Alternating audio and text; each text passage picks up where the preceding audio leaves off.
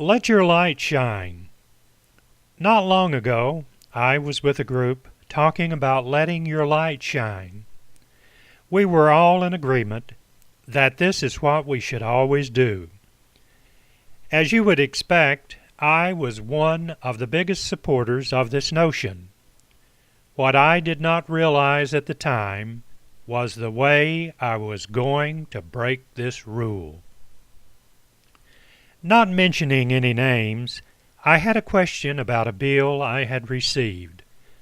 On my way to get an explanation to this, I was of a mindset that I was being ripped off. The person who asked if they could help me was congenial and began to explain after I told him I thought I was being ripped off.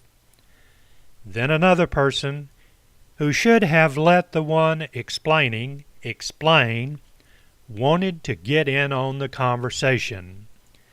He started to assault me verbally, speaking to me as if I was an employee rather than a customer. Well, you know what this did. You guessed it. It dimmed my light that should be shining. For whatever the reason, the area where I live is limited on services, and when this person told me I needed to go with another company if I was dissatisfied, did not know what I knew. The company he was pointing me to does not service my area. Finally, I told him if I could figure out a way, I would get rid of their services. The more I thought about this, the more upset I became, so I came home, went to their company website, and downloaded some of my bills.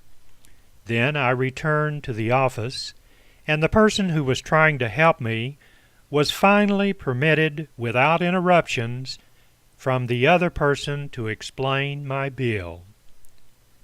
All this other stuff could have been prevented if the third party had allowed his employee to explain my bill.